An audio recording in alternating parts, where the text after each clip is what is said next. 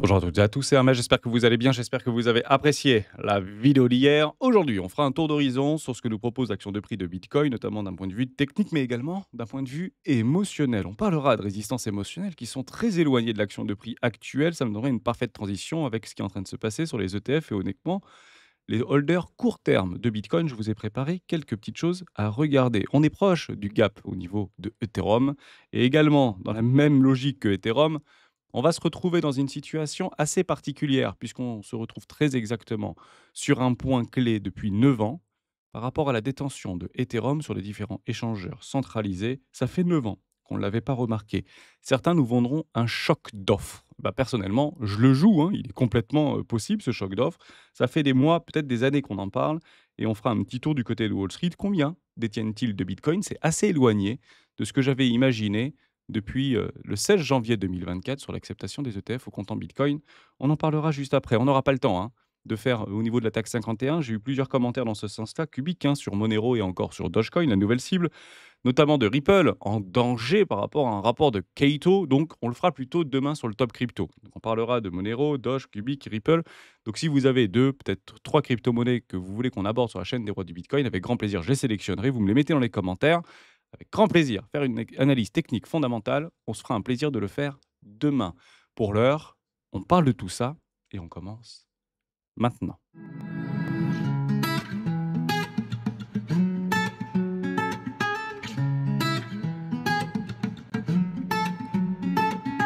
Mais juste avant de commencer, je vous souhaite la bienvenue. N'hésitez pas à vous abonner, liker, commenter. Je me fais un vrai plaisir de lire tous les commentaires qui y sont partagés. Et j'essaye d'y répondre dans le maximum du possible. Faisons un petit tour sur le Discord des rois du marché. Vous y trouverez dans l'onglet Pédagogie des rois, documentation. Ici, plein de choses, dont la stratégie des quatre rois.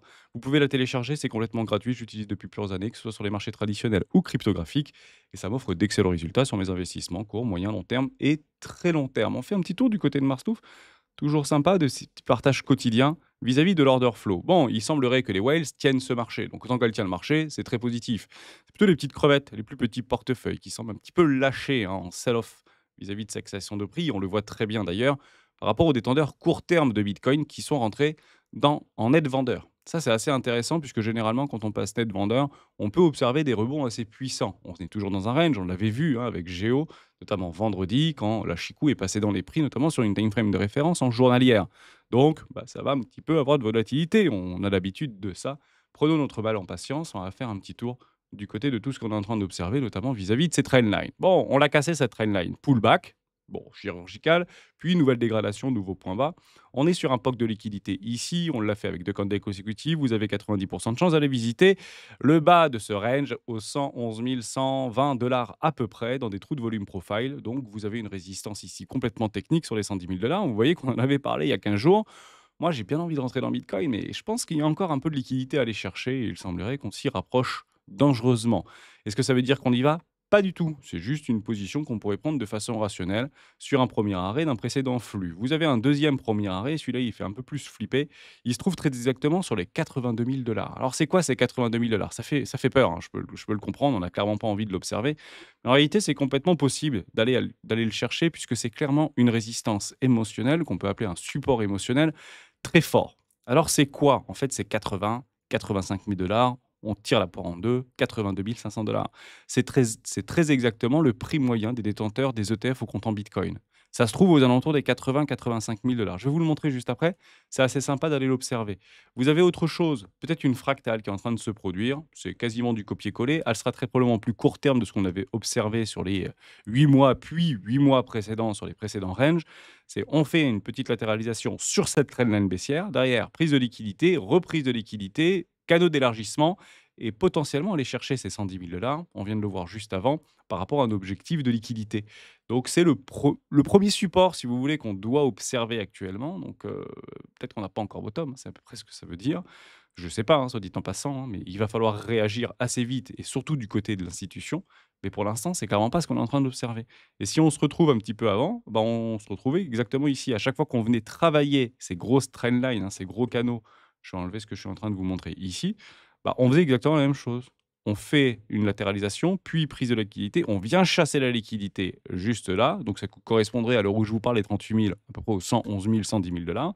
Puis, to the moon. Donc, c'est peut-être qu'on est en train d'observer tout simplement. Donc, Restez attentifs, hein, la liquidité a déjà été prise. Donc si on se rapproche de cette prise de liquidité, c'est pas pour, rester ici, hein, c'est peut-être pour aller chercher un tout petit peu plus bas, voire beaucoup plus bas et ça nous donnerait en fait des points d'appui assez importants. Je vous parlais juste avant des 80 000 $. 80 000 $, c'est exactement notre moyenne mobile 20 périodes en mensuel ici. Donc ça fera office d'une résistance à la fois technique et émotionnelle très forte, hein, enfin support extrêmement c'est du béton armé parce que juste en dessous, il y a les invalidations. Qu'est-ce qu'il nous faudrait pour y aller? Des catalyseurs. Donc il va falloir que les gens prennent leur poudre d'escampette et nous expliquent qu'on est clairement en bear market.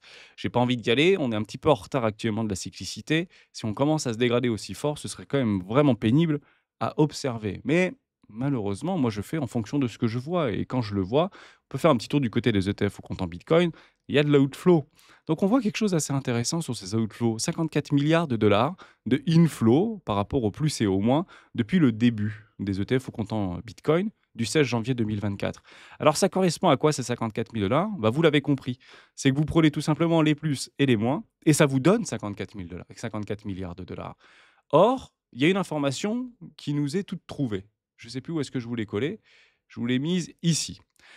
On parle de 153 milliards de dollars en net value prix de Bitcoin sur les 115 000 $ à l'heure où je vous parle. Pour BlackRock, à l'heure où je vous parle, c'est 88 milliards de dollars. Or, bah, c'est pas exactement ça, puisque sur BlackRock, on voit 58 milliards de dollars. Alors, c'est tout simplement que ce chiffre-là, donc il ne faut pas faire d'amalgame, c'est tout simplement la valeur en fonction du prix du Bitcoin à l'instant T. Puisque tous les bitcoins n'ont pas été achetés à 115 000 $. Ils ont acheté à 60 000 $, 42 000 $, 46 000 $, 103 000 $, 72 000 $. Comprenez-le comme ça.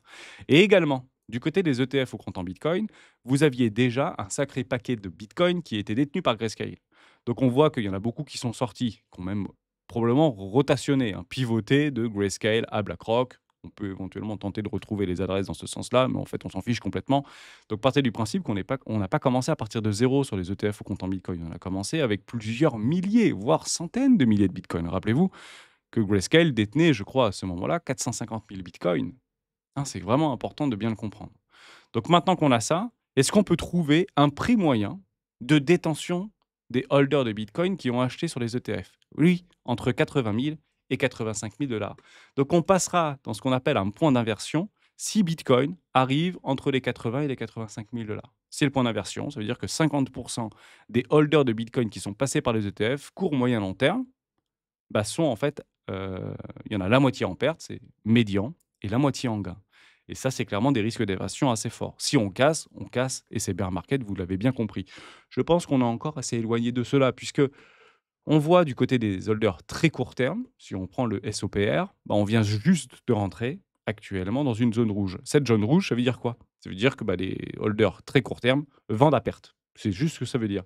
Et c'est vrai, alors j'ai pas tout l'historique, mais si vous pensez pouvoir retrouver tout l'historique au niveau des holders court terme, bah, vous voyez qu'à chaque fois qu'on était rentré dans le rouge, c'était l'occasion de faire un beau rebond puissant. Après, potentiellement, de faire une dégradation. Je ne connais pas l'avenir, hein.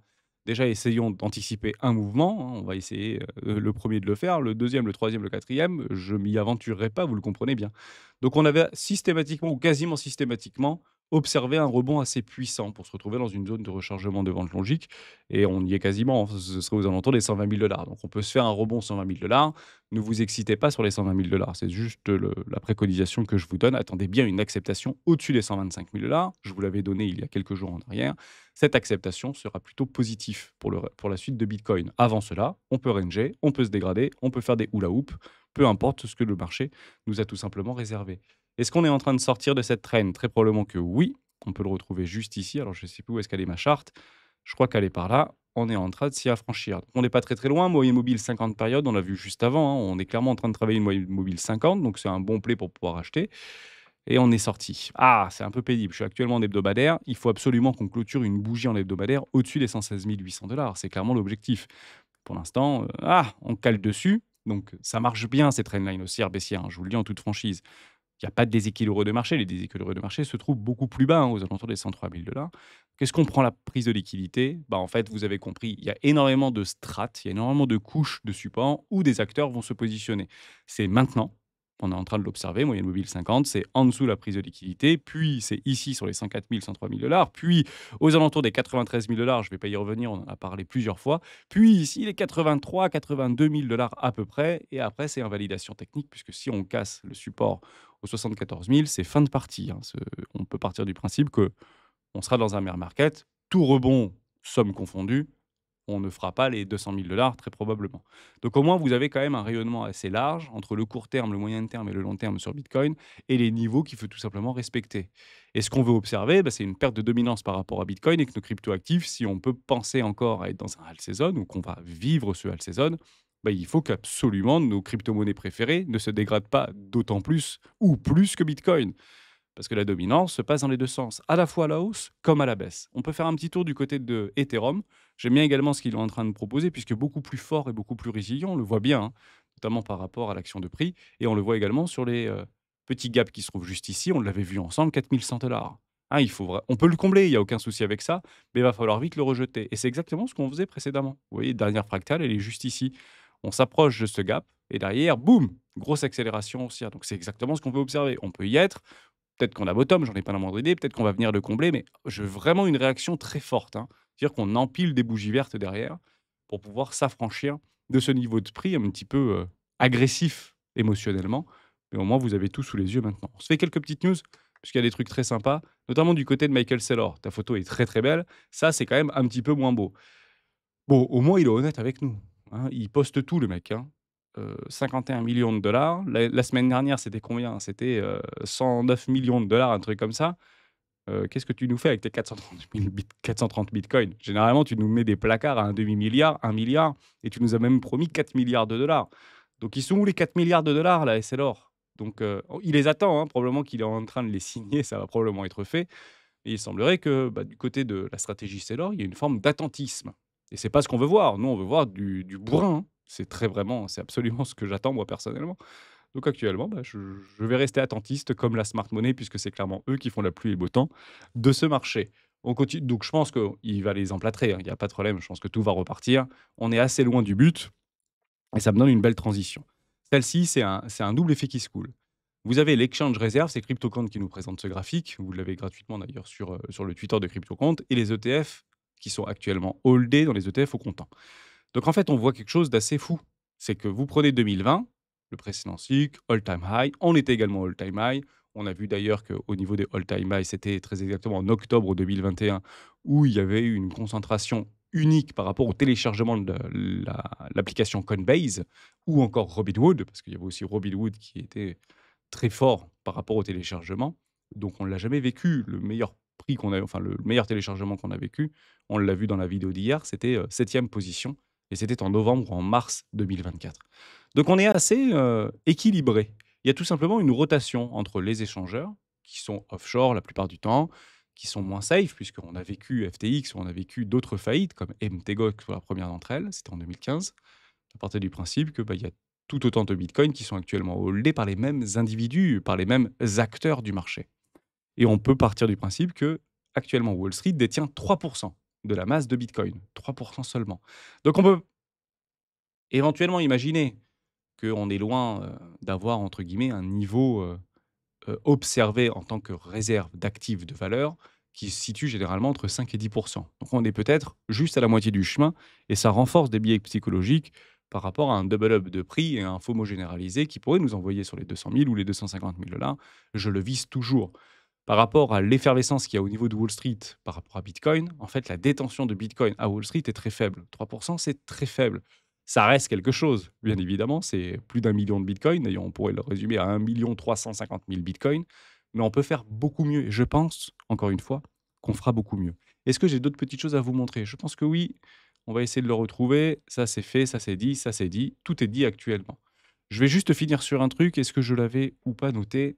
Sinon, on pourra finir là-dessus et passer sur notre partenaire du jour, puisqu'il y a un truc événement juste sympa qui est en train de se positionner actuellement. C'est peut-être par rapport à la capitalisation des... Non, ça, je l'ai vu hier avec les académiciens.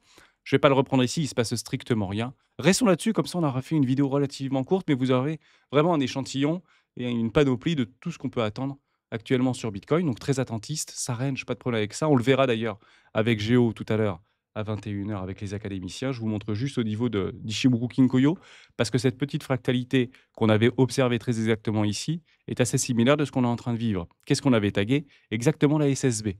Donc ici, au niveau de la Chikou, rentre dans les prix, on casse Tenkan Kinjun, on prend la prise de liquidité, on vient chercher SSB.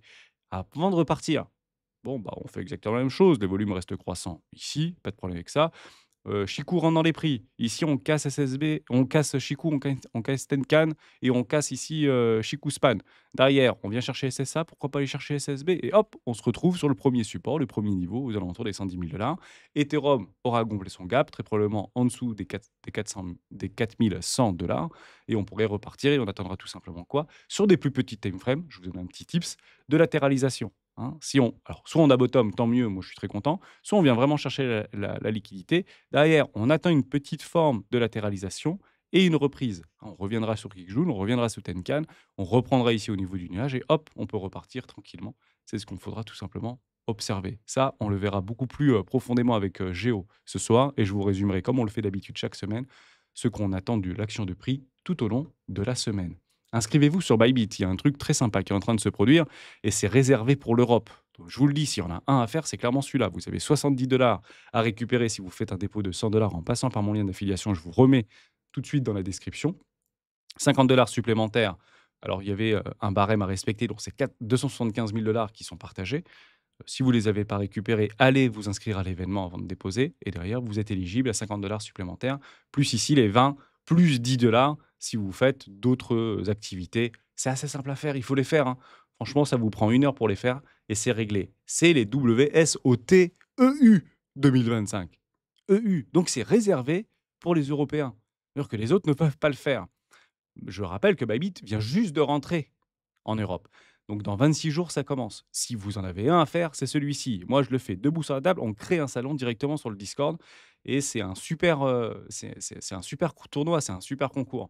Et vous avez, je ne sais plus combien de millions de dollars qui sont partagés et qui sont réservés pour les Européens. Donc franchement, si vous avez un compte Bybit et vous êtes plusieurs dizaines, j'ai presque envie de dire plusieurs centaines à avoir un compte Bybit, je vous mets le lien dans la description. Inscrivez-vous, ça coûte strictement rien, c'est complètement gratuit. On se partage quand même un beau gâteau, sachant qu'on n'est pas très nombreux actuellement à avoir du Bybit, puisqu'on a réussi à nous retourner depuis les 3 dernières années sur d'autres échangeurs. Si vous avez pris Bybit, honnêtement, faites-le, je vous crée un salon et on peut s'éclater sur les WSOT.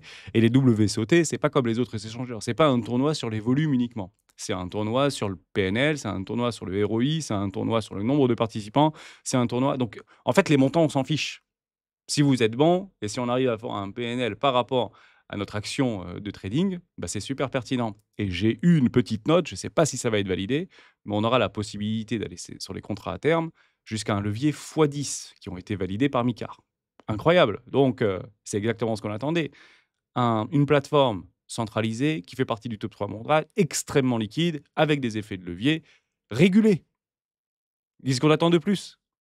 Let's go! Merci de m'avoir écouté jusqu'au bout. Mettez-moi dans les commentaires 2 ou 3 petites crypto-monnaies. Je me ferai un plaisir d'y répondre demain. On se retrouve dans une prochaine vidéo. Ciao, ciao!